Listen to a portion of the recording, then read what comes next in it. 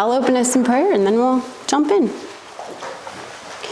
Dear Lord, thanks for this time tonight. Just thank you for everybody that braved kind of the nastiness and headed out tonight. And just thank you for getting us here safely. And just that we have an opportunity to come and just share together and be encouraged by what you have in your word. And just pray that our time will be glorifying to you.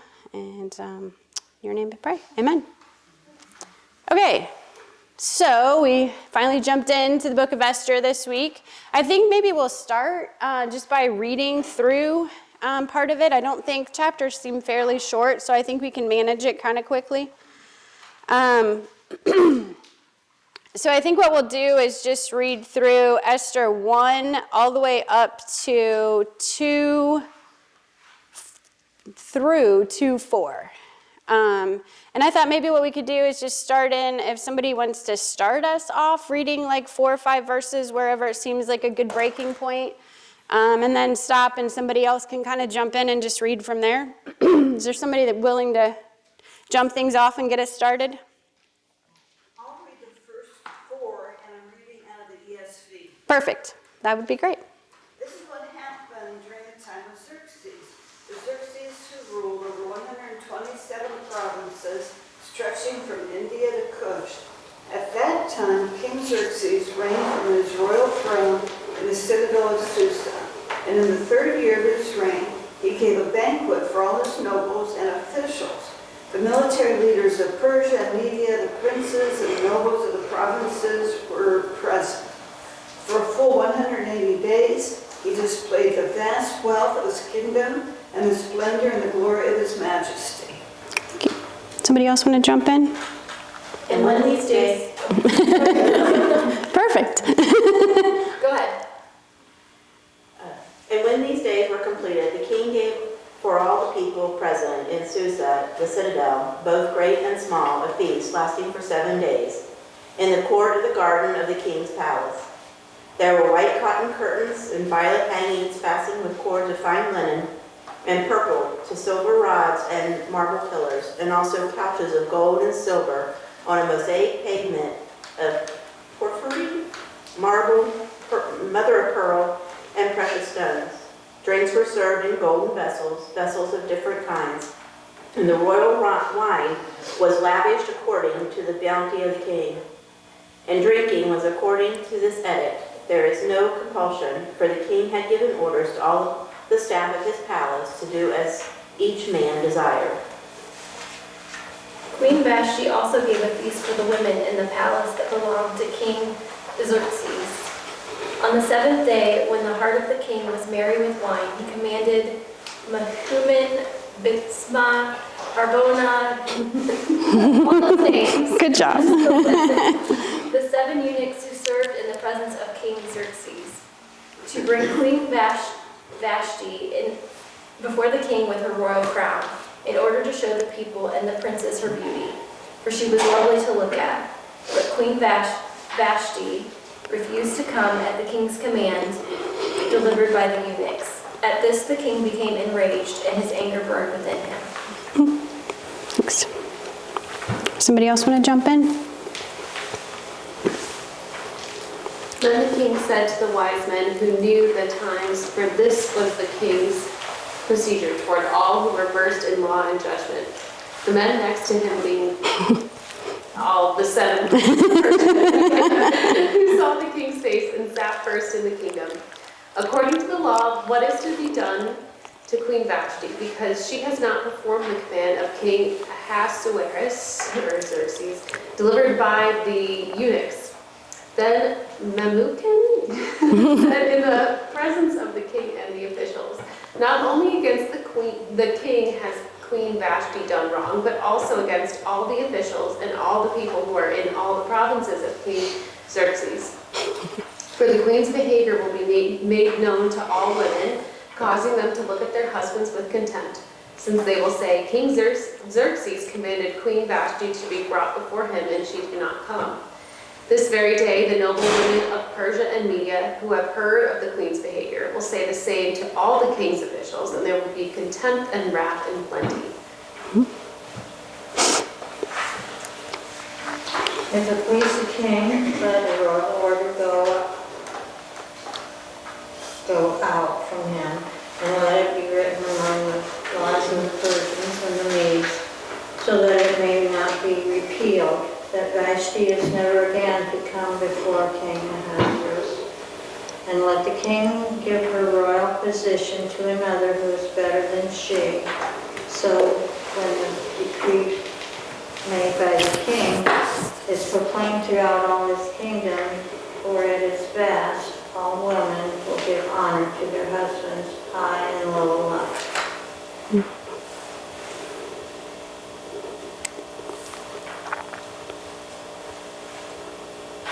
This advice pleased the king and the princes, and the king did as Naaman proposed. He sent letters to all the royal provinces, to every province in its own script, and to every people in its own language, that every man be master in his own household and speak according to the language of his people. After these things, when the anger of King Ahasuerus had abated, he remembered Vashti and what she had done and what had been decreed against her.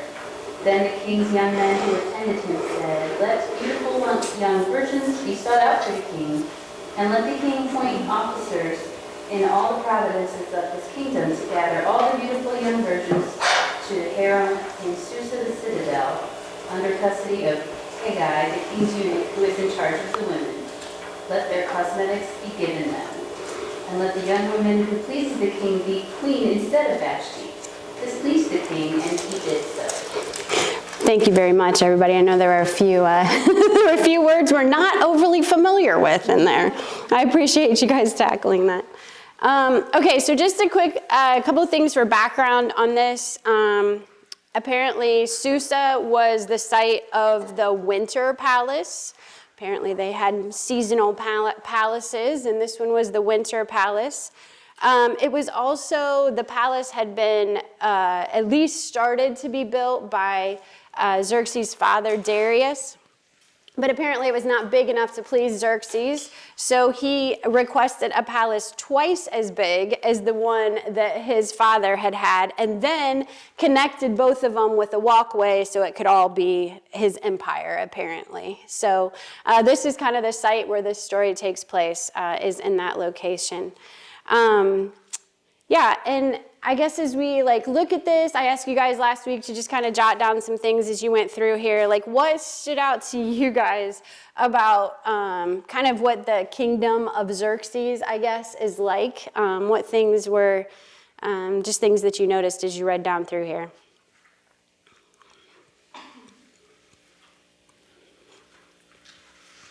Is it like actual couch of gold? Is that really comfortable? Or is that just like I don't know, but the couches are gold and silver, and it sounded like they paid, like they're walking on marble and mother of pearl. It sounded beautiful. Yeah, good word for it, right? I did look that up, and yes, they said that they would literally make the couches out of gold. So yeah, I guess, whole different ball game. I don't know. No, it seemed like, it was more like I don't know if it was necessarily solid, gold plated, I don't know, but at least, nice big slab of gold on there somewhere, so. Yeah. Made it pretty. Yeah, and then they reclined on them and ate, of all things, Yes, good point. The opulence seems to be fairly extreme here. It mentioned, I think you had that, Vicky, with the porphyry, so I looked that up because I was not familiar with that one.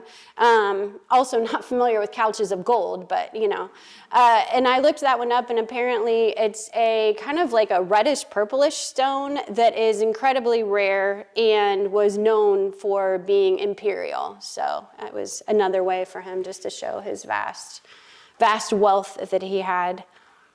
So yeah, all right. What other things were maybe interesting of note?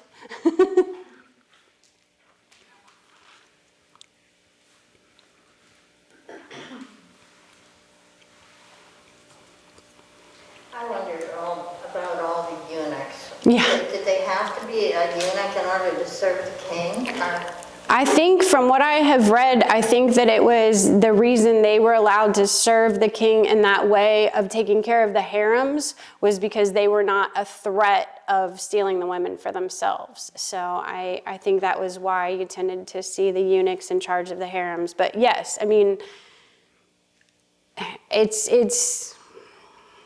I think the disregard for other people's lives to satisfy whatever their desires are is evident and just it seems like about everything, whether it's down from the eunuchs, the harems, it's just really unbelievable, I think, in some respects. And I think that's part of the reason we see kind of the detail we do in the beginning of the book, because it's not necessarily something, thankfully, that we're familiar with, but we need to really kind of put ourselves in their shoes to the best of our ability to understand kind of what's going on in the story. Any other things that were... When you're drinking out of gold vessels, they're all different. Yeah, I know. I thought that was interesting that they pointed that out too. Not only is it a gold vessel, but lots of different ones. Actually, the other thing that I thought was kind of interesting about there, I looked up to see kind of Persian culture, and they said that it was very common for them that they preferred to make their decisions drunk. Now, having some of the stories we've heard, that explains a lot, it seems like to me. But apparently they preferred to make their decisions drunk, and then they would go back when they were sober and evaluate the decision that they had made to kind of see if they had done a good job. Yeah. So. And I find it interesting that it wasn't really his idea. Right. What to do with her. He's asking. Absolutely. Not wise men. Yeah. Yeah, exactly. I think that's interesting because that was one of the things I was going to say is I think it's kind of interesting. You can kind of get the feel for what the author is doing with this story here is just this is kind of a satirical, okay, here's what he's attempting to present himself as in his empire, and here's who he really is at the root of it. And I think you just see that as you go through the story, he tried so hard to be something he was not. One of the other things I thought was interesting, I just thought it was kind of weird that they pointed out that they were white curtains. And I was kind of just of all the details you could give, who really cares the curtain colors, But when I looked that up, it said that, so first off, white and blue, that was the colors of Persia. So that was, their, I guess, nod to that. But also, kind of along with that idea of the whole thing kind of being satirical in some respects, white is also symbolic of purity. And I think you look at this is anything but. We don't have to get very many verses in before we see just the absolute lack of purity in anything that is taking place in here. Just a few other things just to kind of get us, just the feel for it. It mentioned in there that he ruled over 127 provinces from India to Ethiopia. So at the peak of his reign, that would have been 44% of the population of the known world at that point, which was around 50 million people. So, it was a pretty vast empire. I did see it somewhere. Do you remember? I was going to say, I'm trying to remember he was, I want to say 30s or 40s, I think, I'm trying to remember what I saw, how old he was. He, at that point, already had an heir to the throne. He had ruled over, I think, one of the provinces before stepping into the position once his father died. So he had been in some form of leadership in the government at that point. He actually also I just kind of find these things interesting, I guess, because it is so different than the way we've ever seen anything happen or understand things to be. I was telling you guys last week, his grandfather was Cyrus the Great, and then was his father Darius, and then he came to power once his father died. He was not the oldest son, but he did happen to be his father was married to one of Cyrus's daughters, which they had multiple wives, so same father, different mother. And because of the fact that he was in the line of Cyrus, his older brother was from a woman who was a commoner. And so he won out over his older, I guess, stepbrother, but he basically had to kind of exert his intention to take the throne and fight for that and point out that he was in the line of Cyrus to actually gain the throne. Does anybody else have anything else before I mention a couple other things that you just noticed about the beginning of this? What kind of struck me off the bat was just King Xerxes' insecurity of his power, wealth, and influence, that just one act of Vashti's, what's the word I'm looking for? Not disobedience, but yeah, I guess disobedience. Mm-hmm. You know, her one act of resistance to his power, and there needs to be an entire national edict. Right. All of our wives are subjected to our authority. Yeah. Not even just his insecurity, but the insecurity of all his princes and officers. They're like, oh, the society's going to collapse. Yeah. All of our homes are in shambles because this one woman decided, no, I don't want to be created. Right. Drinking buddies. Right. No thanks. And so just his insecurity, despite the fact that he is ruler of over, what did you say, 2/3 of? Yeah, exactly. I mean, 50 million people bow to you, but you're like still in that. Yes, exactly. Yeah, actually. Was Vashti his first wife? So, one of many at that point anyway. So I looked everywhere to try to like kind of figure out who the wives were. So I think obviously we see Esther as a historical document. It is clearly a historical document, but then there's also the historians who have recorded, passed down through the generations also. And one of those, his name, I think, was Herodotus, and he's kind of one of the more well-known ones at that point in time. And so they talk about his wife being known as, I think it's Amestris, who is listed as Xerxes' wife. And there is debate on whether she's actually Vashti or if that was two separate people. And I don't know. Did you ever see if there was like? I just saw that Herodotus had listed one wife, but as we know, he kept a harem. Right. Exactly.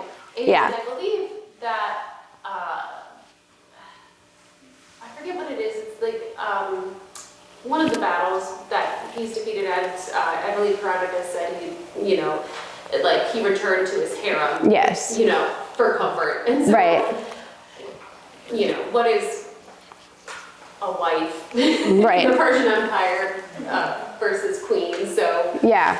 Exactly. I think that was, I really looked to figure it out. Actually, I don't know if you saw this too. Again, just kind of getting a feel for who this guy is. Like, speaking of that whole situation. So apparently, as if he doesn't have enough women at his disposal with this, harem that he has, but he literally went after his brother's wife and was unable, apparently, to seduce her. And so he went after her daughter instead.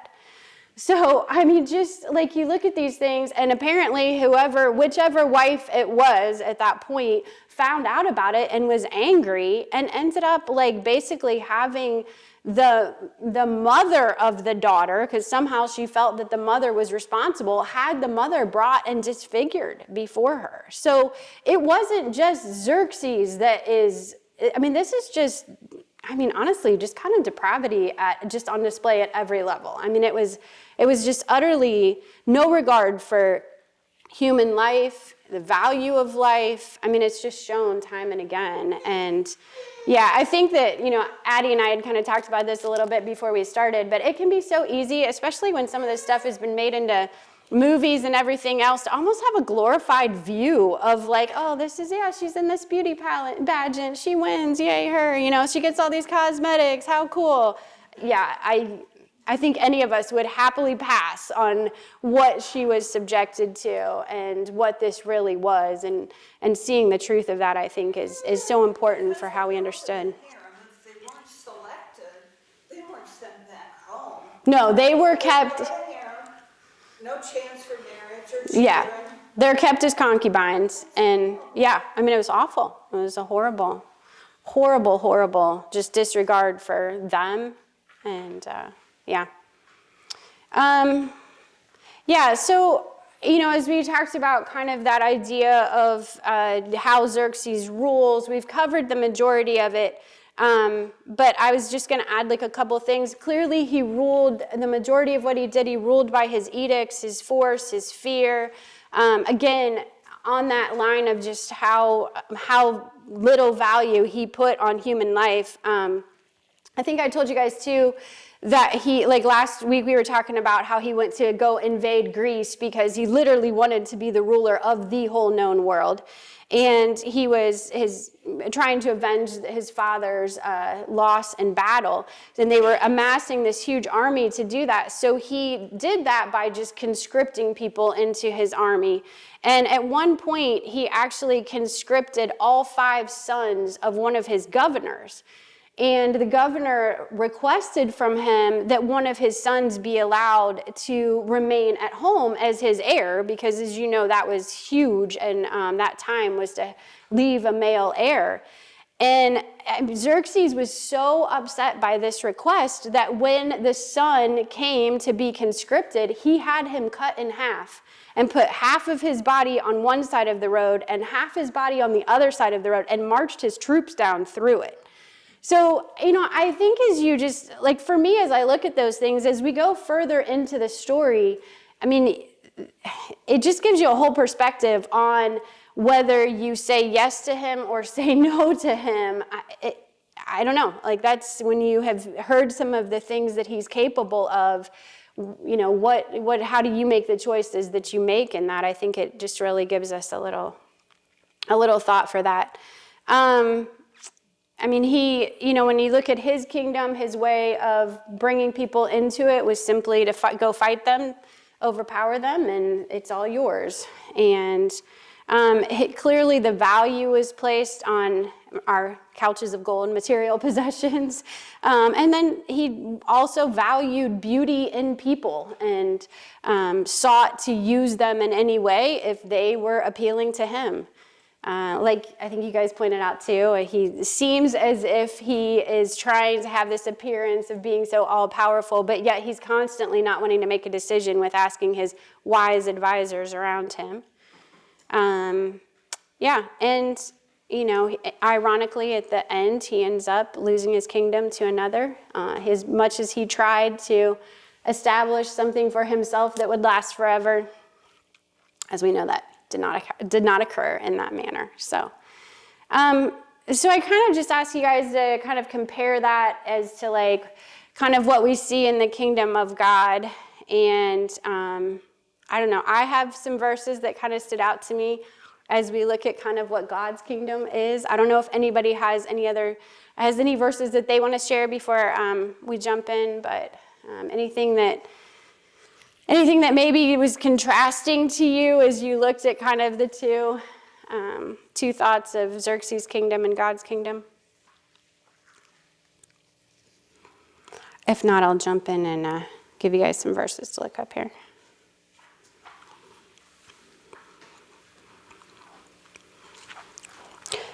We can just read a couple of these. Does somebody want to read 1 Chronicles 29:11? And then if somebody else wants to look up Psalm 103:19. Okay. It's 1 Chronicles 29:11.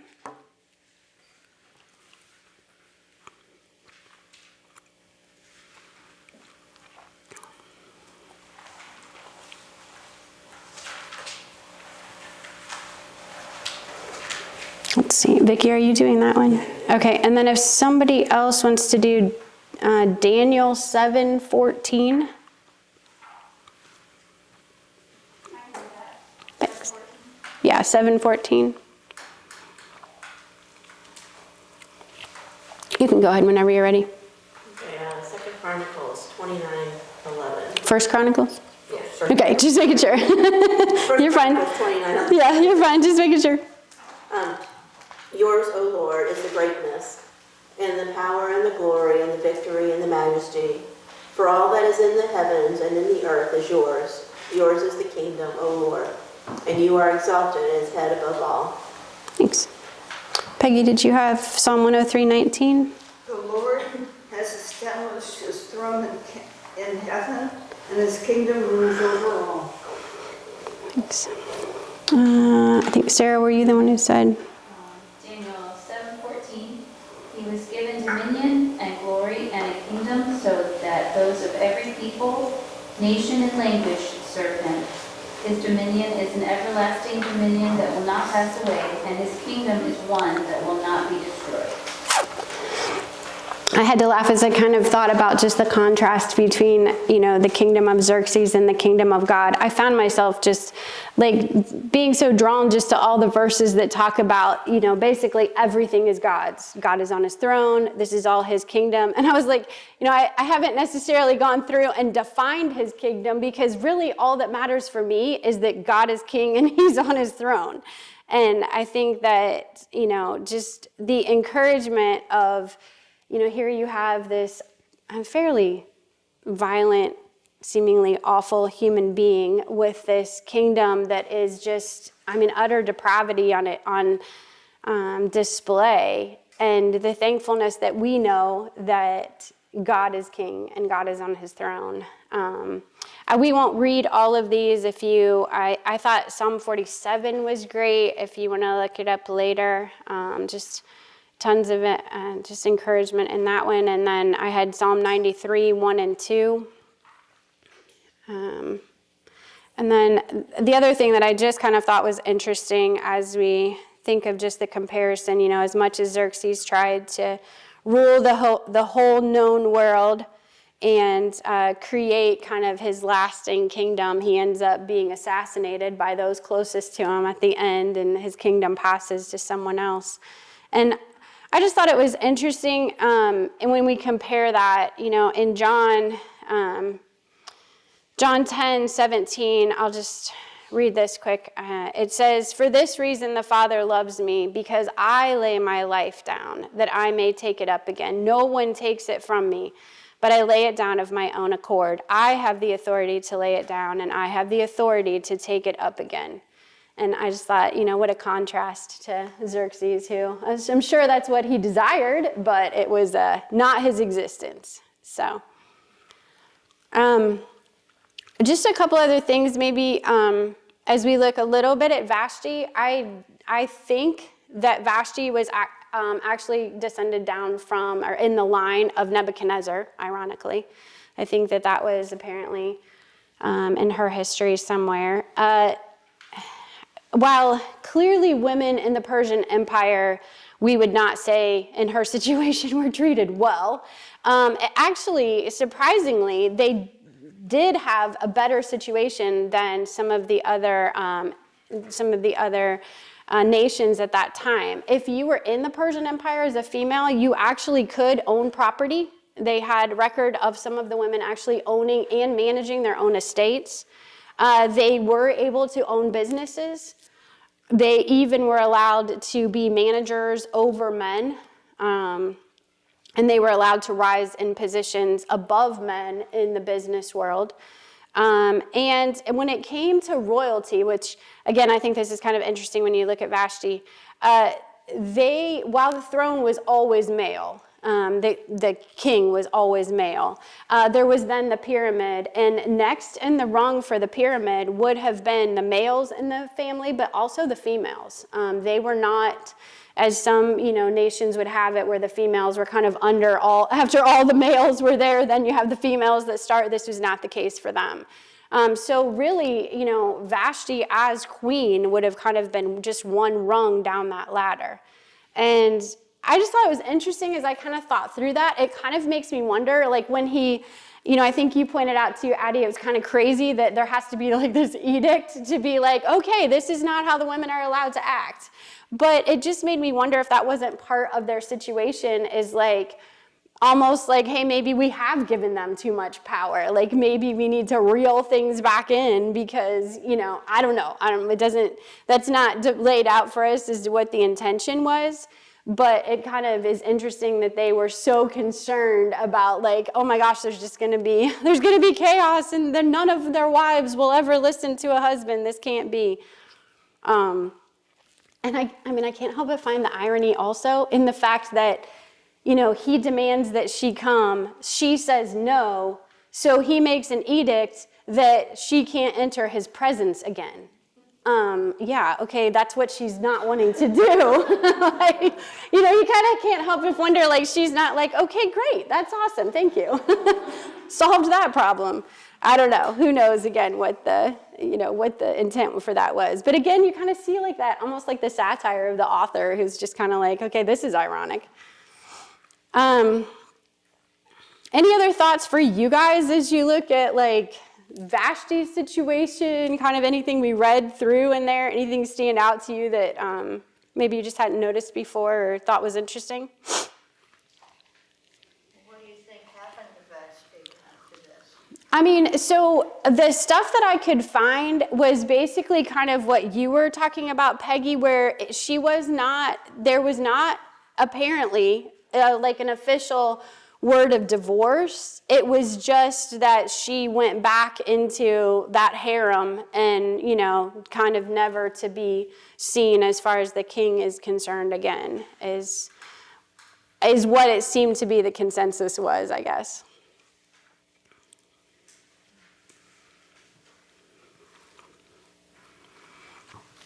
I think sometimes those are the interesting things that maybe if you could sit down and interview somebody, I just find it would be interesting to see if that was something that she considered a negative. I don't know. On one hand, I'm sure that there was, obviously she's throwing this wonderful party. Well, at least, I don't know. It, seems like it's opulent, if nothing else. She has the opportunity for all of that stuff, but she pays a high price also for, what that costs her is definitely high. So I don't know, you just kind of wonder in her shoes what she thought once that had transpired. And obviously the author did not feel like we needed to have insight into those details, but he could have had her killed, and he didn't, which means maybe he had some affection there. But I don't know that we've come that much further. Look at Henry VIII. Yeah. Right. And now we crucify each other with media. Yeah. I thought it was interesting too. One of the things that they said about the Persian Empire was that supposedly they were more generous with people and they did not consider like a single offense worthy of death. Now, I'm not sure that what we heard about Xerxes necessarily, I don't know how the guy who says, can my eldest son, right, that seemed to be certainly there, unless that was the guy's second mistake, I don't know, but it didn't necessarily seem like that was the case with him. But yeah, I don't know if that had anything to do with it. Again, I don't know. It's just, there were a few things that they said Persia was known for.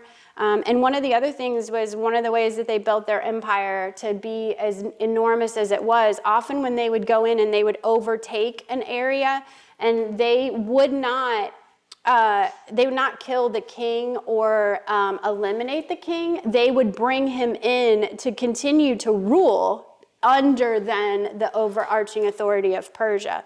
And that was a way that they were able to kind of build their empire and still kind of keep some level of reign and control over that. So when you see, I think they're mentioned as like satraps in there, as that was kind of, he would then appoint them over those different areas to kind of keep everybody in line. The other thing when we talk about, you think about the enormity of this kingdom, and here he is making edicts, as we're going to see, there's multiple ones, that this is not his only edict. He seemed to enjoy that. And you think about, how did word spread back then? This is an enormous, enormous kingdom. And they said they were actually responsible for making one of the first, easy to travel roads I guess the rule at that point in time, like the unspoken rule, was that you had to be, your kingdom could not be bigger than a 2-week trip on horseback, because otherwise you would not be able to manage your kingdom effectively enough. And so rather than him cutting down the size of his kingdom, he made a better road so that they could go farther in their 2 weeks and he could have a larger kingdom. So apparently, like, they've kind of likened it to like the Pony Express. They would use their vast army. They would always have horses at the ready. And if the king sent out an edict, it could go very quickly through this whole massive empire. The other thing, he made his little edict for drinking. And apparently, ordinarily, if the king had a party, you were only allowed to take a drink if the king took a drink. And so if the king did not take a drink, nobody else was allowed to take a drink. So I guess that's what he got rid of that this time around and said, give them as much wine and give them as much alcohol as they want. I think the reason for that too was that this was before he did his invasion of Greece, and not everybody was on board with his Greek invasion. And so he was using this opportunity to kind of gather everybody around, give them a whole pile of wine or alcohol, and then convince them that he was right to go and attack Greece. So that was really, from what they've seen historically, the timing of it was probably a planning party for him in the beginning of this, in the book. So. All right, so let's go on and finish the rest. So we don't have very many verses left to read, I don't think, in Esther 2. We'll read and talk about those quickly. And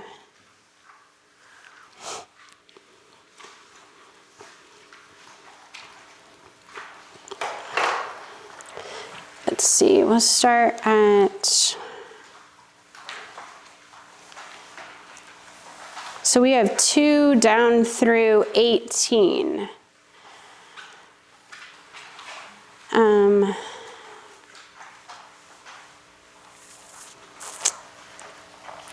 right, maybe I'll just read this quickly. Let's see. So we'll start at verse 5. Now there was a Jew in Susa, the citadel, whose name was Mordecai, the son of Jair, the son of Shimei, the son of Kish, a Benjamite, who had been carried away from Jerusalem among the captives carried away with Jeconiah, king of Judah, whom Nebuchadnezzar, king of Babylon, had carried away. He was bringing up Hadassah, that is Esther, the daughter of his uncle, for she had neither father nor mother. The young woman had a beautiful figure and was lovely to look at, and when her father and her mother died, Mordecai took her as his own daughter. So when the king's order and his edict were proclaimed, and when many young women were gathered in Susa, the citadel, in custody of Haggai, Esther also was taken into the king's palace and put in the custody of Haggai, who was in charge of the women.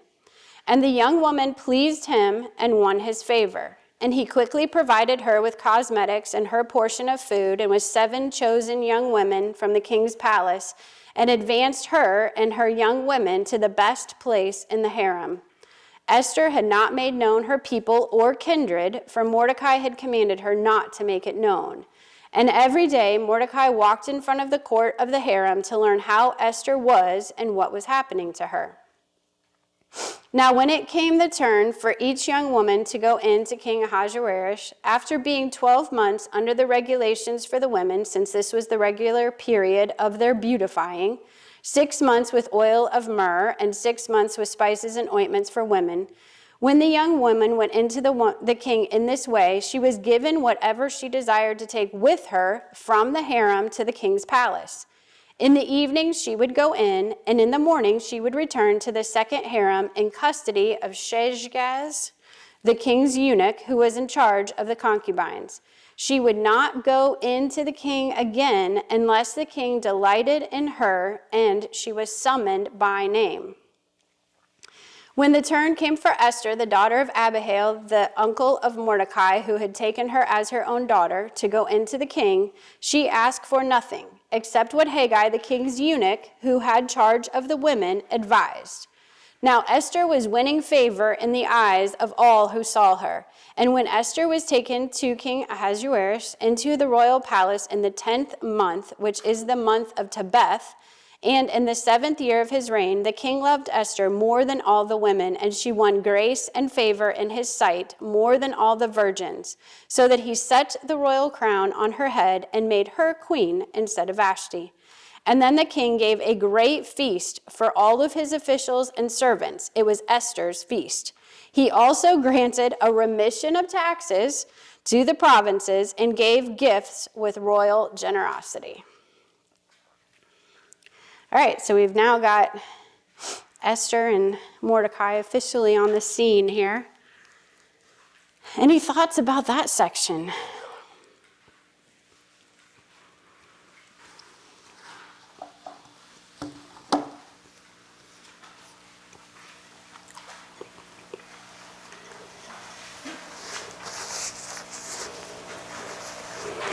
I think it's kind of interesting when you see the personality of Esther. I mean, it seems as if she's listening to Mordecai, to the instructions that he gives to her. I mean, he's been caring for her, and then she ends up in the palace, and she's then under the care of Haggai, who also gives her instructions. And she, again, listens to him and takes his advice and does what he says. I think one of the things that's maybe important to point out, one of the things that I was reading pointed out the fact that she's done unto rather than this is her doing. She's obeying things. She's not initiating anything. And I think after all of our talk about the leading up to this, all of us can probably understand, how her feelings would be, at least to some extent, on this. I mean, knowing what you're stepping into, she's keeping at this point her identity a secret, as she's been instructed to do. But she's definitely in a place where there's just absolute, fear. I think it would have had to have been incredibly intimidating, let alone what your role at this point is. It's hard to imagine what that would have felt like to her. Anything else that you guys noticed about her specifically, or just Mordecai? I wonder how she got her name changed. I think it seems as if a lot of it was just that they had so many different languages involved in it. But also they pointed out, if you think this story of Daniel, if you go back to Daniel, they had their names when they came into captivity, then their names were changed in that same manner. So even though she would have been born, after that period of time, there probably was her Jewish name, and then would be my guess.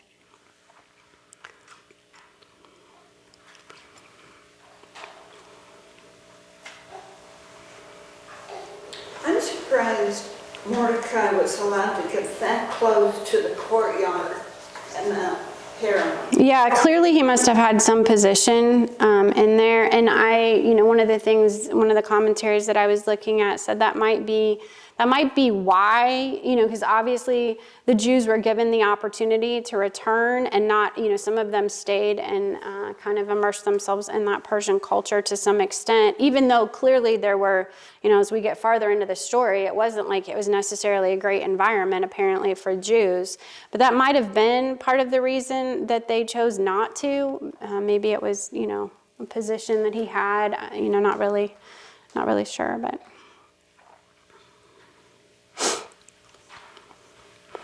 I think as we look at this too, I gave you guys last week that definition of providence, and we said it was the act of providing for or sustaining and governing the universe by God. But then if we, I think to add to it this week, just to give us a little something else to think about too, there's providence being the act of doing that, but then there's God's sovereignty. And God's sovereignty then is defined as his right and power to do all that he decides to do. So I think we begin to really see that just coming to play here. And, we're not, at this point, we haven't seen how the whole story unfolds necessarily, but you're definitely able to see God's hand at work in this. I saw somebody when we talk about providence, they gave the illustration of like, if you're, you know where you're going. We all as Christians know what the end is, but we're not always sure of kind of the path it takes, where the twists and turns will be as we go along. And somebody said, as you think about that, and I think it just applies so much to Esther, like, if we pull up on our, iPads or iPhones in our car or whatever, and we put our destination in, and you're able to kind of see the whole route and where you're going to turn and where you're headed, versus if you have somebody riding next to you who says, okay, turn right here, turn left here, and you're not exactly sure where that's coming up. A lot of us would much prefer to just be looking at the screen ourselves and know exactly what those turns are. And I think as we see that kind of, as we go farther into the book of Esther, it makes me think of that for, I'm sure that she is kind of just wondering at this point, where are things headed here? What is and clearly Mordecai too. You see him, like you pointed out, coming daily to kind of see what's going on with her. And so I just thought that was kind of, as we think about that, just a little understanding maybe for her in that. John Piper talked about sovereignty. He said he's powerful and authoritative to the extent of being able to override all other powers and authorities. Nothing can successfully stop any act or any design or any purpose that God intends to certainly bring about. And you kind of see that Job is one of the ones who talks about that. He says, I know you can do all things and no purpose of yours can be thwarted. And we'll definitely see that as we go through the book of Esther. Anything else that you guys kind of stood out to you in this chapter? I have one other thing I was going to talk about briefly, and then we can close in prayer. But is anything else that was impactful to anybody else? I think when you were talking about, like not knowing what was going to happen, I never really realized how long. Like when it said, Yeah, good point. Being 12 months. Yeah. For some reason, I thought it was like, you round it up. Yeah, you're good, you go in. Right.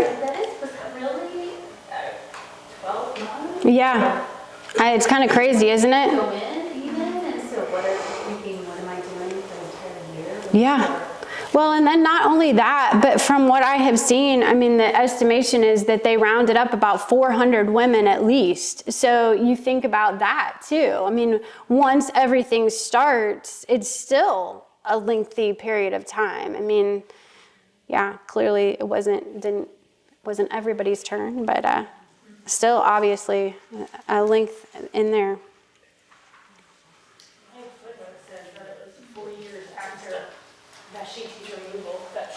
Yeah, which is apparently I think that was part of the reason that they were talking about the whole, because that he went back and then, tried to do his whole conquer Greece that didn't turn out so great. And, then he comes back and is like, well, this is a disaster and now I don't have a queen, so let's write this situation. So I think that's part of the reason why they're pretty convinced that that's what the timing of that was too. Yeah, it's kind of crazy.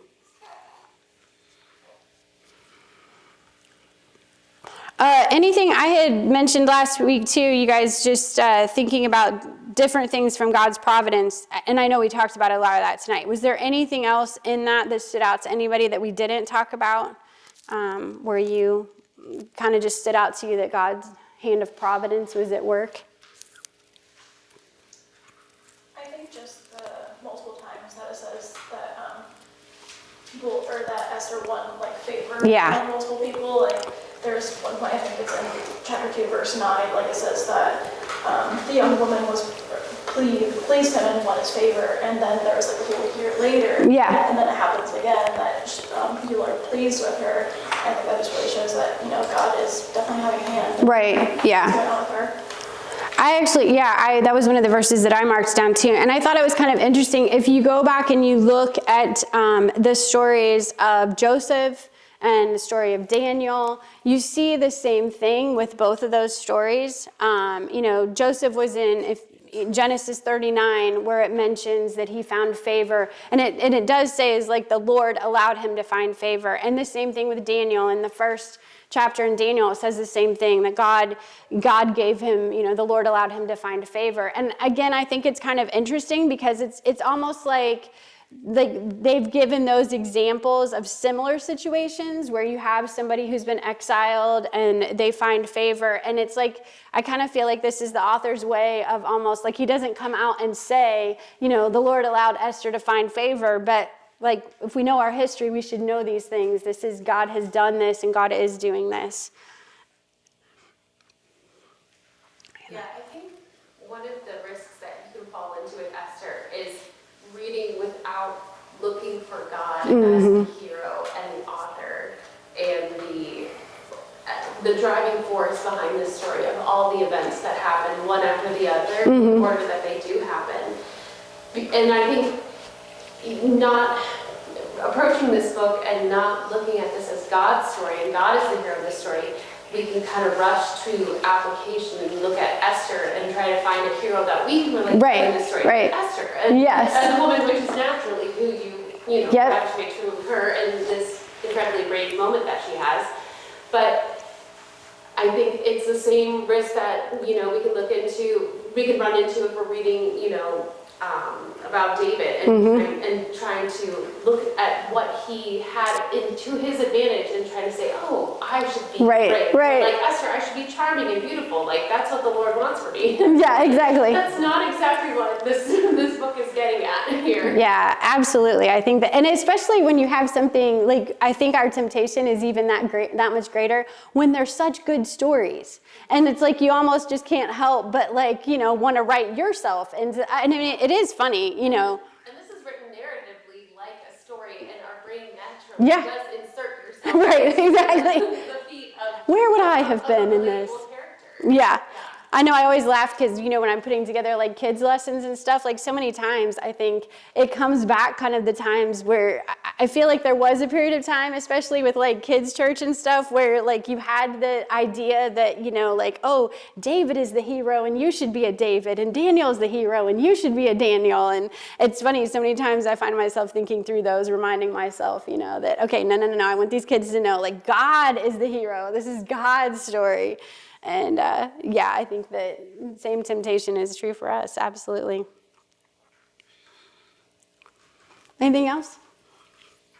I think God's providence is in the fact that they did not return to the homeland and they stayed. Absolutely. A lot of the other Jews left, they stayed. Right, in the perfect place to be. Absolutely.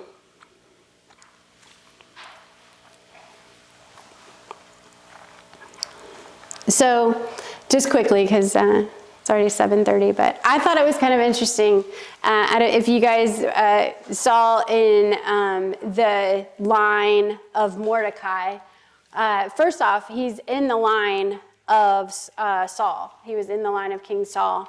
And, as you went down through the list, Shmi was one of the people who was listed in there. And so I kind of went down on my footnote to make sure that it was the one that I remembered hearing a story about, and then went back and refreshed myself for the story to see if I could remember what it was. But back in 2 Samuel chapter 16 is where, and I won't take the time to read the whole thing, but we see King David this is after Absalom has come in and has tried to take the throne, and David is fleeing, and he's got his mighty men. And as he's fleeing, you see this person named Shimi come out, and he's hurling insults at David because Shimi happens to be in the line of King Saul too, and so he didn't take too kindly, I don't think, to David at that point.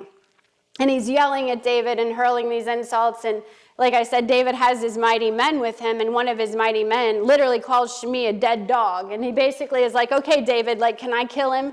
And, David's like, no, you can't, we've already had too much bloodshed. We're not killing him today. Just leave him be. And he even mentions in there just the idea that, maybe God will, some good will come out of this. Maybe God will see this. And the fact we left him alive, that some good will come. And so then you fast forward a couple chapters in the story, go over to 2 Samuel 19. And ironically, Absalom has now been overthrown. David's coming back into this city. And as he's coming back into this city, one of the first people who runs out to see him is Shmi. And Shmi at this point is like, I'm so sorry, please forgive me. Very quickly reversing his course. And again, you have the same one of David's mighty men who's like, okay, can I kill him now? Still not happy with this guy. Can we take him out? And again, David says no. And I just think that's interesting. There's a good chance that at that point in time, Shmi had maybe already had, his kids who were in this line. I'm not saying that hadn't happened yet. And if Shmi would have been killed, this wouldn't have taken place. But I do find it interesting that here you are, this at stake in this book is the Davidic covenant that has been made between God and David.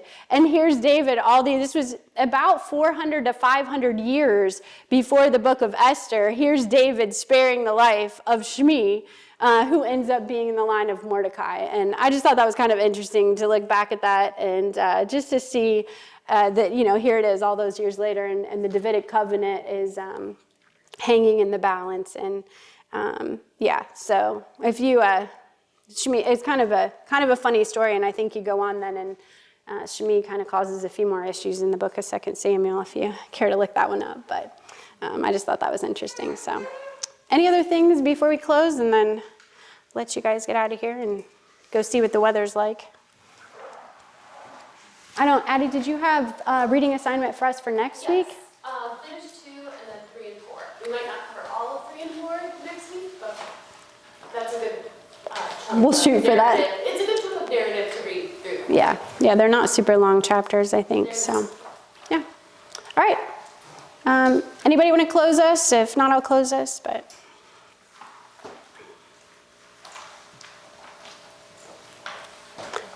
all right, let's close in prayer.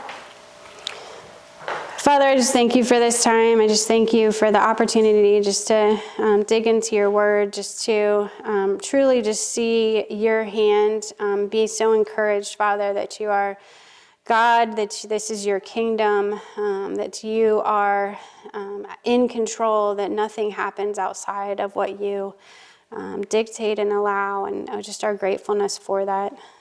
Just thank you for just each person who's here. I just pray that as we go throughout this week and we read the continuing story of Esther, that we'll just be encouraged in there and just see clearly your hand, your sovereignty on display. And just thank you for that. In your name I pray. Amen.